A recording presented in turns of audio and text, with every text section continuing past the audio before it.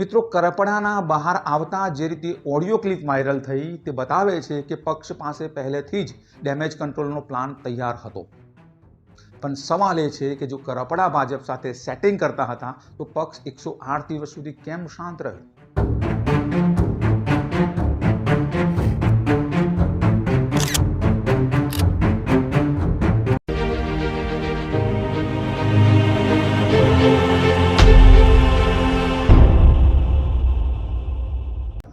નમસ્કાર મિત્રો, તમારું સ્વાગત છે ધ ટ્રેન્ડિંગ ટોકના ગુજરાતી પ્લેલિસ્ટ ટ્રેન્ડિંગ ગુજરાત। મિત્રો, ગુજરાતના રાજકારણમાં અત્યારે એક એવો વળાંક આવ્યો છે જ્યાં જનતાનો સેવક અને સત્તાની રમત વચ્ચેની સરહદ ધૂંધળી થઈ ગઈ છે। મિત્રો, સોશિયલ મીડિયા પર સિંહની જેમ ગર્જના કરનાર અને ખેડૂતોના હક માટે જેલના સળિયા ગણનાર રાજુ કરપડાએ જેવી જેલની બહાર પગ મૂક્યો કે તરત જ ગુજરાતની રાજનીતિમાં ભૂકંપ આવી ગયો। પણ મિત્રો, આ ભૂકંપ ભાજપ માટે હતો કે આમ આદમી પાર્ટી માટે? એ સૌથી મોટો સવાલ છે। આજે મિત્રો, ગુજરાતનો સામાન્ય માણસ, ખાસ કરીને સૌરાષ્ટ્રનો ખેડૂત મૂંઝવણમાં છે। લોકોના મનમાં અસંખ્ય પ્રશ્નો ઉકળી રહ્યા છે કે શું રાજુ કરપડા ખરેખર સિસ્ટમ સામે લડતા લડતા થાકી ગયા અને સત્તા સામે ઘૂંટણ ટેકવી દીધા? શું જેલના 108 દિવસ દરમિયાન આમ આદમી પાર્ટીએ તેમને ખરેખર એકલા પાડી દીધા કે પછી આ બધું કોઈ મોટા રાજકીય સેટિંગનો એક ભાગ છે? મિત્રો, સોશિયલ મીડિયા પર વાયરલ થયેલી પેલી ઓડિયો ક્લિપ પાછળનું સત્ય શું છે? શું તે કરપડાનો અસલી ચહેરો છે કે પછી તેને રાજકીય અસ્તિત્વ પતાવી દેવાનું એક ષડયંત્ર? દર્શકો, આજે આપણે ઉપરછલ્લી વાતો નથી કરવી। એક પોલિટિકલ એનાલિસ્ટ તરીકે હું તમારી સાથે એવા સત્યો મૂકીશ જે કદાચ હેડલાઇન્સમાં નથી। આજના આ ખાસ વિશ્લેષણમાં આપણે એ દરેક પ્રશ્નોના જવાબ શોધીશું જે અત્યારે તમારા મનમાં ફરી રહ્યા છે। આ રમત નેતા બનવાની છે કે પછી ખેડૂત બચાવવાની? જોજો આખો વિડીયો, કારણ કે મિત્રો, પડદા પાછળની આ અસલી કહાની જાણવી તમારા માટે ખૂબ જરૂરી છે। મિત્રો, સૌથી પહેલાં વાત કરીએ રાજુ કરપડાનો ઉદય સમજવા માટે આપણે 2022 અને 2025ના એ સમયગાળાને જોવો પડશે જ્યારે ગુજરાતના ગામડાઓમાં એક નવો અવાજ ગુંજતો થયો, ખાસ કરીને સૌરાષ્ટ્રમાં। કરપડા માત્ર એક નેતા નહોતા, એ એક આશા હતી। જ્યારે વિરોધ પક્ષ તરીકે કોંગ્રેસ નબળી દેખાતી હતી આખા ગુજરાતમાં, ત્યારે સૌરાષ્ટ્રમાં આ અવાજ ખેડૂતોની એક આશા હતી। ત્યારે આમ આદમી પાર્ટીએ કરપડા જેવા આક્રમક ચહેરાને આગળ કરીને ખેડૂતોના દિલ જીતવાનો પ્રયત્ન કર્યો સૌરાષ્ટ્રમાં, અને એમાં સફળ પણ રહી। પરંતુ મિત્રો, શું આ વિચારધારાની લડાઈ હતી? જર્નલિસ્ટ તરીકે મારે કહેવું જોઈએ કે રાજકારણમાં જ્યારે આંદોલનકારી નેતા પક્ષમાં જોડાય છે ત્યારે તેની ધાર ધીમી પડી જાય છે, અથવા તો તે પક્ષના હાઈકમાન્ડ માટે ખતરો બની જાય છે। અને કરપડાના કિસ્સામાં પણ એવું જ કંઈક થયું હોય તેવું લાગે છે। મિત્રો, બોટાદમાં જે કપાસના ભાવ માટે આંદોલન થયું, કરડા પ્રથા માટે આંદોલન થયું, તેમાં ધરપકડ તો કરપડાની થઈ, પણ રાજકીય ફાયદો કોને મળ્યો? યાદ કરો, એ દિવસે આખા ગુજરાતમાં એક નામ ગુંજતું હતું અને ખેડૂત આંદોલનનો એક પ્રચલન ચહેરો આખા ગુજરાતમાં પ્રજ્વલિત હતો। આ પ્રશ્ન આજે દરેક ખેડૂત પૂછી રહ્યા છે। 108 દિવસનો જેલવાસ નાનો નથી હોતો મિત્રો। આ દરમિયાન જે માનસિક યાતનાઓ અને પરિવારની ચિંતા હોય છે ને, તે નેતાને અંદરથી તોડી નાખતી હોય છે। એ કોઈ પણ નેતા હોય, કોઈ પણ આંદોલન હોય, યાદ રાખો મિત્રો। હવે મિત્રો, વાત કરીએ એ વિવાદની જેના કારણે તેમને પક્ષ છોડ્યો। મિત્રો, કરપડાનો આરોપ છે કે આમ આદમી પાર્ટીના નેતાઓ તેમને મળવા આવવામાં પણ ખચકાતા હતા જેલની અંદર।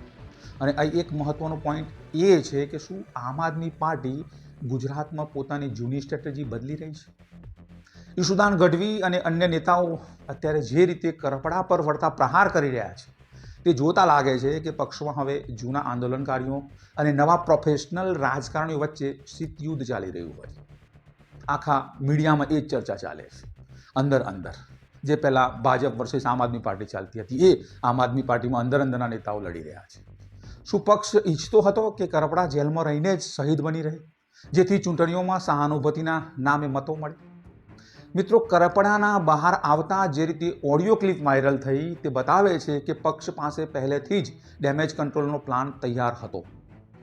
પણ સવાલ એ છે કે જો કરપડા ભાજપ સાથે સેટિંગ કરતા હતા તો પક્ષ 108 દિવસ સુધી કેમ શાંત રહ્યો?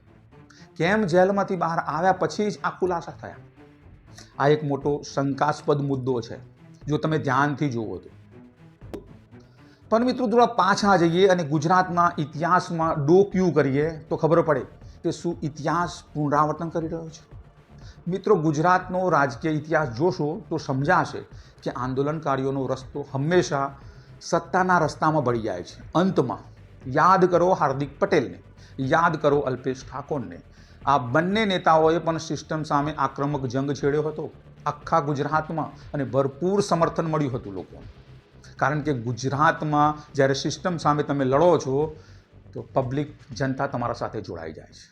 પણ મિત્રો અંતે તેઓ ભાજપમાં જોડાયા. શું રાજુ કરપડા પણ એ જ રસ્તે જઈ રહ્યા છે? શું એ જ રસ્તે જશે કે એ જ પ્લાનિંગ કરી રહ્યા છે? મિત્રો કરપડા સામે અત્યારે અનેક ગંભીર કલમો હેઠળ કેસ છે, જે રીતે હાર્દિક ઉપર હતા. જો મિત્રો કાયદાકીય રીતે જુઓ તો તેમને 5 વર્ષની સજા થઈ શકે તેમ છે, તો તેમનું રાજકીય કારકિર્દી લગભગ ખતમ થઈ શકે.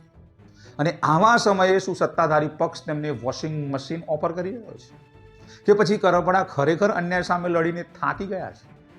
આપણે એ પણ જોવું પડશે કે કોંગ્રેસના નેતાઓ જે રીતે તેમને મળવા આવી રહ્યા છે તે શું માત્ર રાજકીય સ્ટન્ટ છે, કે પછી કોંગ્રેસ સૌરાષ્ટ્રમાં કરપડાના નામે નવા પ્રાણ ફૂંકવા માંગી રહી છે? મિત્રો આપણે એ પણ જાણવું જરૂરી છે કે ગ્રાઉન્ડ પર ખેડૂતો શું વિચારે છે. મેં કેટલાક ગ્રામીણ વિસ્તારોમાં વાત કરી, ત્યાં લોકોના બે મત છે. ખેડૂતો જોડે મેં ચર્ચા કરી, એમાં એક વર્ગ એવો છે જે માને છે કે કરપડાએ ખેડૂતોનો વિશ્વાસ તોડ્યો છે.